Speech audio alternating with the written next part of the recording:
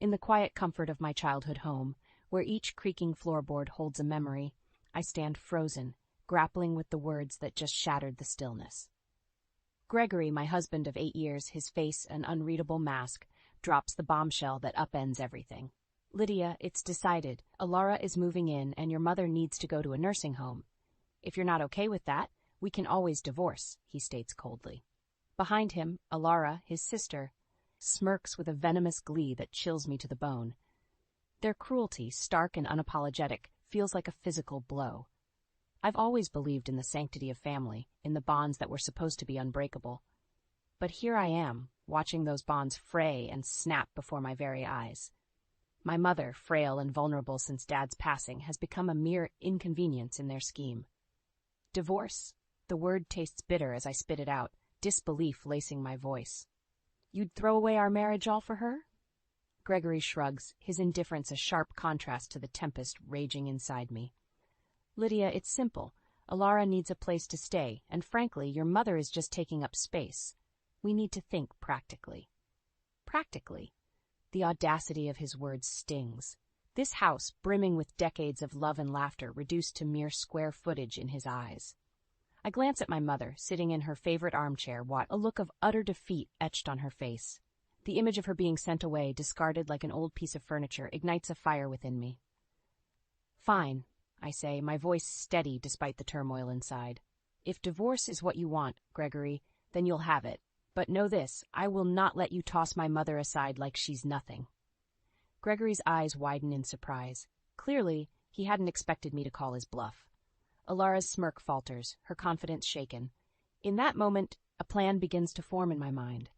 A plan to not only escape this toxic marriage, but to expose their callousness for what it truly is. They think they can manipulate me, break me down, and cast aside the people I love most. They're sorely mistaken. As I head to my room, the words of my father echo in my mind, a mantra of strength and resilience. Never let anyone dim your light, Lydia. Stand tall, even in the darkest of times. Tonight, as I lay in bed, I'm not just planning a divorce. I'm planning a reckoning. Gregory and Alara have awakened a side of me they'll wish they hadn't. I'll protect my mother and our home, no matter what it takes. This is more than just a marital dispute. It's a battle for dignity, for respect, and for the sanctity of the home I've loved my whole life. They may have declared war, but I'm more than ready to fight back. The morning light filters through the curtains, casting a warm glow over what feels like the aftermath of a storm. Today, the battle lines are drawn. I'm not just fighting for my mother's dignity. I'm fighting for my own. I start the day with a phone call to a lawyer, my voice steady but my hands trembling. The lawyer, a woman named Miss Hernandez, listens intently as I explain the situation. Mrs. Graham, we can start the divorce proceedings immediately, she assures me. And regarding your mother, we'll ensure she stays right where she belongs. Her words are a balm, and for the first time since Gregory's ultimatum, I feel a flicker of hope. As I hang up, I'm met with the sight of Gregory and Alara in the kitchen, their laughter grating against my nerves. Alara, perched on a stool, is flipping through a magazine, while Gregory prepares breakfast with an air of forced normalcy. Good morning, Lydia, Gregory says, his tone casual, as if our world hadn't just crumbled. I've contacted a lawyer, I reply, my voice devoid of emotion. We're getting a divorce, Gregory, and my mother is staying. Alara's eyes snap up from her magazine, her earlier smugness replaced by shock. You're serious? You'd really throw away your marriage over this? Over this? I echo, my anger simmering. This is about respect, Alara, something you know nothing about. Gregory sets down the spatula, his face hardening. You're being irrational, Lydia. You can't just... Irrational? I cut him off. No, Gregory. What's irrational is expecting me to abandon my mother for your sister's convenience.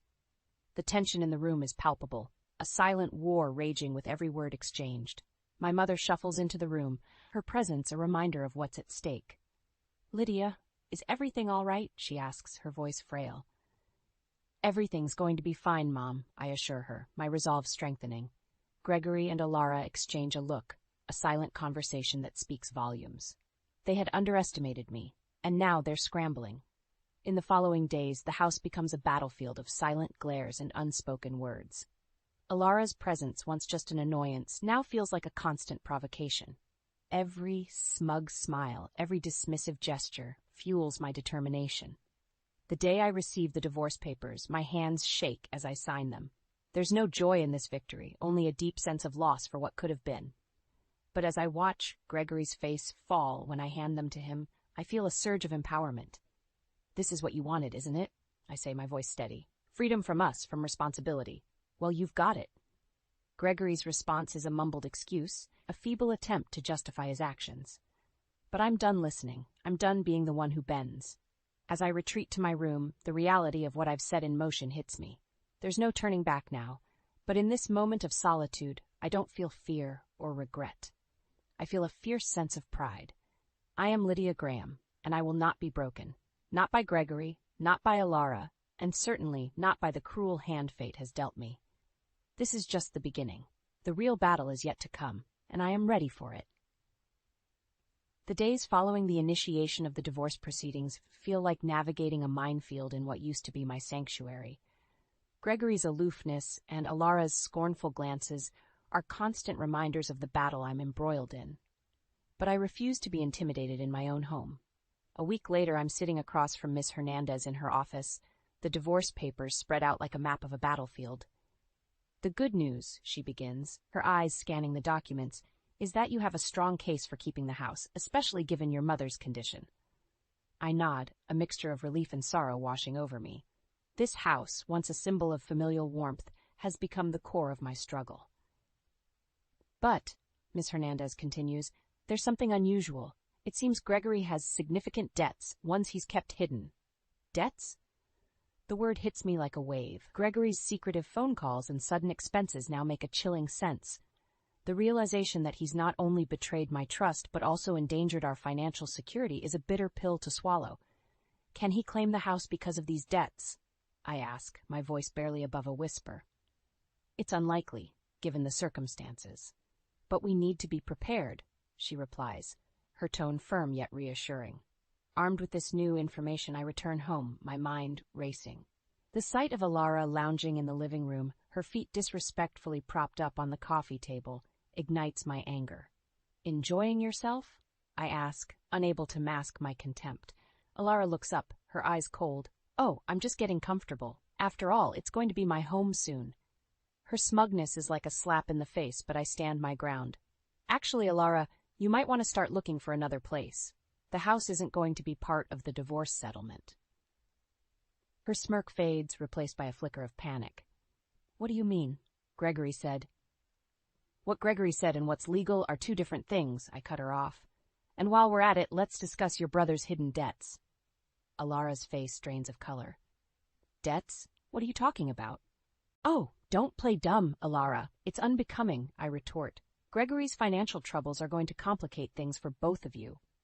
For the first time since she arrived, I see uncertainty in Alara's eyes. The revelation of Gregory's debts seems to have shaken her confidence, her facade of control slipping. Gregory walks in at that moment, his face a mask of confusion. "Lydia, what's this about debts?" "Ask your brother, Alara. He seems to have been keeping secrets from both of us," I say, turning to leave the room. As I walk away, I can't help but feel a sense of satisfaction. The tables are turning, and for once, Gregory and Alara are the ones caught off guard. But this is more than just a game of one-upmanship. It's about justice, about reclaiming my life and protecting my mother. Gregory and Alara may have thought they could control me, but they're about to learn just how wrong they were. The battle lines have been drawn, and I'm not just defending my ground, I'm advancing. The following days are a blur of cold exchanges and tense silences. Gregory's once familiar presence now feels like an oppressive cloud hanging over the house. Alara, though visibly shaken by the revelation of the debts, clings to her disdainful attitude. But their veneer of confidence is cracking, and I intend to shatter it. One evening, a week after my meeting with Miss Hernandez, I receive an unexpected phone call. It's from Posey, my mother-in-law. Her voice, usually laced with subtle barbs, now trembles with unease. "Lydia, we need to talk. Can you come over?" she asks, a note of desperation in her tone. The next day, I find myself at Gregory's parents' house, a place I had once considered a second home. The door opens, and Posey stands there, her usual poise replaced by a nervous fidgeting. "What is it, Posy? Why the sudden need to talk?" I ask, stepping inside. In the living room, the air is thick with tension. Posy wrings her hands, a clear sign of her anxiety. "Lydia, we heard about the divorce and the debts. Gregory never told us." "Seems he didn't tell anyone," I reply, my words sharp. Posy sighs, the weight of her son's actions bearing down on her. "Lydia, please, is there any way this can be resolved without all this mess?" I can't help but feel a bitter satisfaction at her discomfort. This was the woman who had subtly undermined me at every turn, who had always favored her son's whims over my well-being. "Posy, you're asking me to overlook your son's betrayal, his lies, and his attempt to throw my mother out of her own house. You think that can just be swept under the rug?" I demand, my voice rising. Posy flinches, the reality of my words hitting her hard. I didn't know about all that," she stammers. "That's the problem, Posy. You never knew, or perhaps never wanted to know. Gregory and Alara's actions are a reflection of what they've been taught, what they've been allowed to get away with," I say, my gaze unwavering. For a moment, Posy seems lost for words, the veneer of the matriarch crumbling before me. Then, with a heavy sigh, she speaks. I'm sorry, Lydia. I didn't realize." As I leave their house, Posy's apology echoing in my ears, I feel a complex mix of emotions. Anger, certainly, at the years of subtle jabs and favoritism, but also a sense of closure, of having spoken my truth to the woman who had, in many ways, enabled Gregory's behavior. This isn't just a victory in the battle of the divorce, it's a personal victory, a reclaiming of my voice and my worth. Gregory and Alara may have started this war, but I'm the one who's going to end it. And as I drive back to my house, to the life I'm fighting to protect, I know one thing for certain. I am not the same woman they thought they could control. I am stronger, fierier, and more determined than ever. The real battle is just beginning, and I am ready for it. The finalization of the divorce arrives like a storm, fierce and liberating. Gregory's signature on the papers is more than a legal formality. It's the end of a chapter filled with betrayal and the beginning of a new narrative written on my terms. In the aftermath, I find myself standing in the now quiet house, a sense of solemn victory washing over me. The property is mine, and my mother's place in her own home is secure. But the win is bittersweet. The house feels larger, emptier. Alara had moved out the day before the divorce was finalized, her departure marked by a sullen silence that was a stark contrast to her usual brashness. As she left, our eyes met, and for a fleeting second, I saw something that resembled regret. But it was gone as quickly as it appeared, replaced by the familiar scowl. In the weeks that follow, I focus on rebuilding. The house undergoes a transformation, each change a step towards reclaiming my space. Fresh paint, new curtains, and the removal of everything that reminds me of Gregory and Alara. My mother watches this process, her eyes reflecting a mix of sadness and relief. "Lydia, are you sure about all this?" she asks one evening, her voice tinged with concern.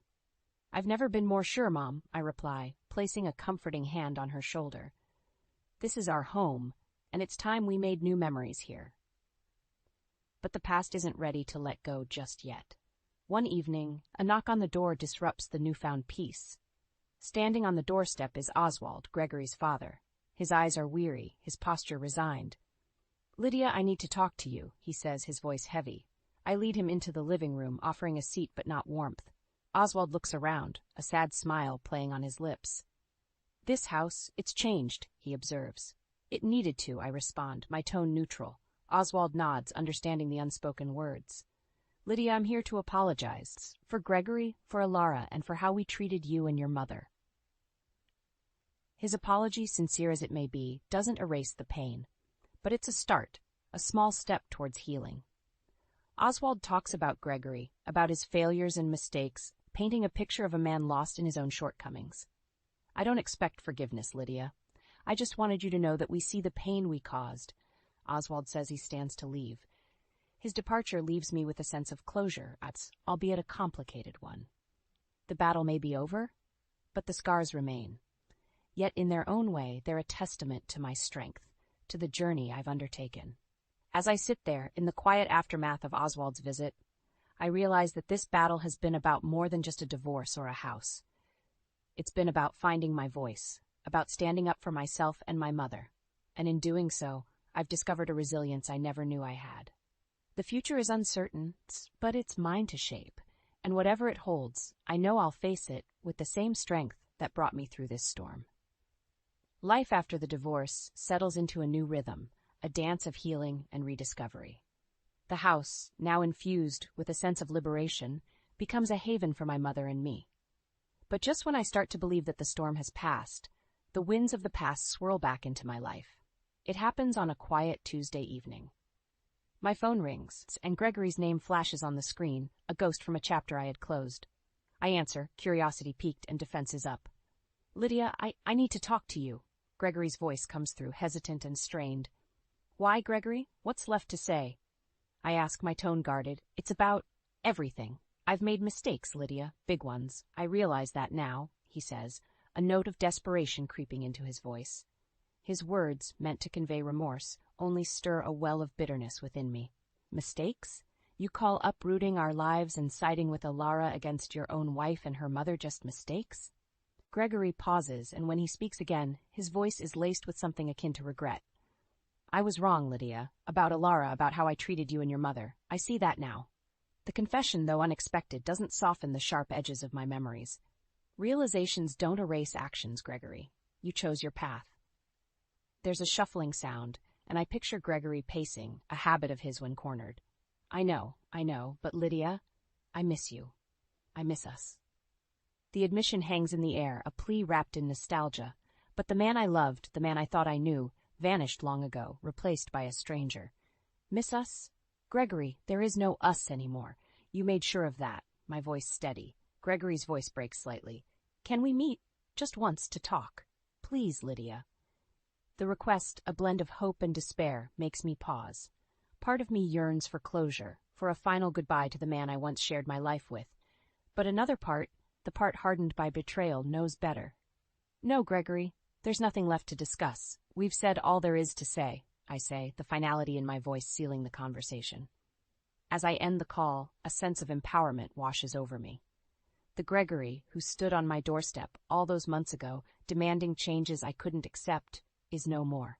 In his place stands a man broken by his choices, seeking solace in a past that no longer exists.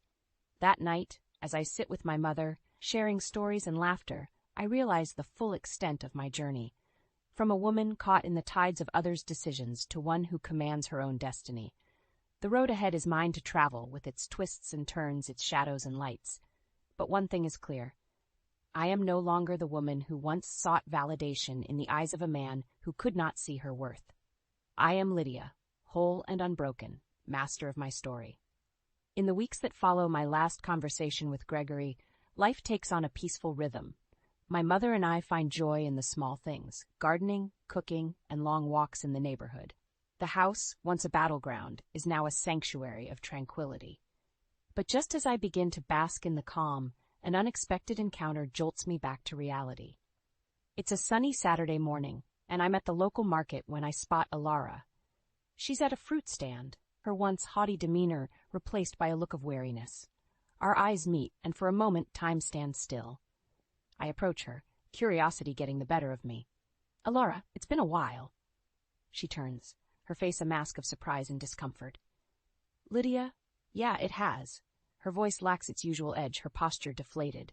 The sight of her so diminished stirs a complex mix of emotions within me.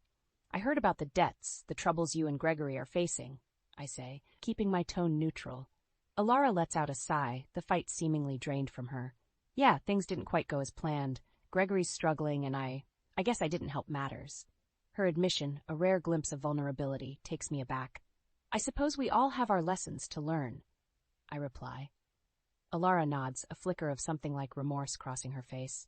"I just wanted to say, Lydia, I'm sorry. For everything." The apology, unexpected and raw, leaves me momentarily speechless. This was the woman who had once seemed incapable of regret, now standing before me, seeking forgiveness. "Apology noted, Alara. But it doesn't change what happened," I say, my words firm but not unkind. "I know," she replies, her gaze dropping. I needed you to know." We part ways, the encounter leaving a trail of mixed feelings in its wake. As I walk back home, I reflect on the journey I've embarked on, the pain, the betrayal, and the triumphs. In the solitude of the evening, I sit with my mother on our porch, the sunset painting the sky in hues of orange and pink. We talk about the future, about the possibilities that lie ahead. "Mom, do you think I did the right thing?" I ask, seeking affirmation. She takes my hand, her eyes warm and understanding. "Lydia, you stood up for yourself and for me. You showed strength and grace in the face of adversity. Yes, you did the right thing." Her words settle in my heart, a comforting affirmation of my choices. As the night falls, I realize that this chapter of my life, though fraught with challenges, has been a crucible of transformation. I am no longer defined by the shadows of my past. I am a woman reborn, resilient, and free. My story, once entangled in the whims of others, is now mine to write. And as I look to the stars, I make a silent vow to live a life of authenticity, to cherish the love of my mother, and to embrace the endless possibilities that await. I am Lydia Graham, and my journey is just beginning.